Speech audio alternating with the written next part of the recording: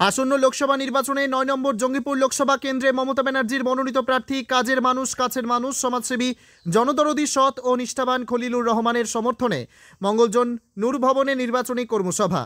উপস্থিত ছিলেন জঙ্গিপুর লোকসভা কেন্দ্রের তৃণমূল কংগ্রেসের মনোনীত প্রার্থী তথা জঙ্গিপুর সাংগঠনিক জেলা তৃণমূল কংগ্রেসের সভাপতি মাননীয় খলিলুর রহমান মহাশয়, রাজ্য সরকারের বিদ্যুৎ প্রতিমন্ত্রী মাননীয় আখরুজ্জামান মহাশয়, মুর্শিদাবাদ জেলা পরিষদের সভাধিপতি রুবিয়া সুলতানা মহাশয়, রাজ্য তৃণমূল কংগ্রেসের সহসভাপতি মইনুল হক মহাশয়, রাজ্য তৃণমূল কংগ্রেসের সম্পাদক কানাই চন্দ্র মণ্ডল মহাশয়, জঙ্গিপুর বিধানসভার বিধায়ক জাকির হোসেন মহাশয়, খড়গ্রাম বিধানসভার বিধায়ক আশিস মার্জিত মহাশয়, লালগোলা বিধানসভার বিধায়ক মোহাম্মদ আলী মহাশয়, সুতি বিধানসভার বিধায়ক ইমানি বিশ্বাস মহাশয় সহ জেলা নেতৃত্ব। জঙ্গিপুর থেকে তরিকুল শেখের রিপোর্ট, জঙ্গিপুর টিভি।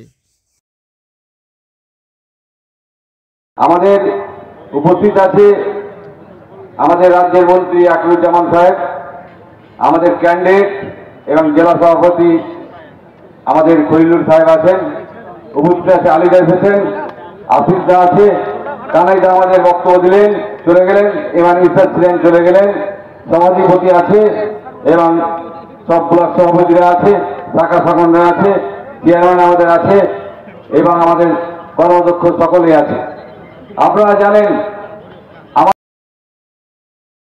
কর্মসূচি শুরু করবে, আমি এই আহ্বান আপনাদের কাছে রাখছি এবং পার্টি যেভাবে দ্বিতীয়বার আমাকে মনোনীত করেছেন আমি ধন্যবাদ জানাই। আমাদের নেত্রী মমতা ব্যানার্জিকে আমি ধন্যবাদ জানাই, কৃতজ্ঞতা জানাই, আর নেত্রী সহ পার্টিকে যে তিনারা আমাকে করেছেন। এবারের কাজটা আপনাদের হাতে। আমি মঞ্চে উপবিষ্ট আমাদের বিধায়ক রয়েছেন, আমাদের ব্লক সভাপতি রয়েছেন, আমাদের আরও সমস্ত নেতৃত্ব রয়েছেন এবং আমার সামনে সমস্ত নেতৃত্ব রয়েছেন। আমি সকলের উপরে আমি ছেড়ে দিলাম, আপনারাই আমাকে নির্বাচিত করার জন্য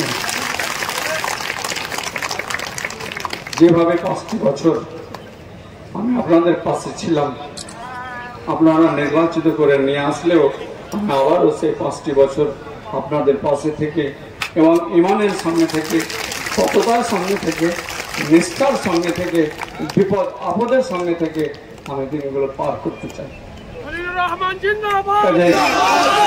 সবটাই আপনাদের উপরে আমি ছেড়ে দিলাম।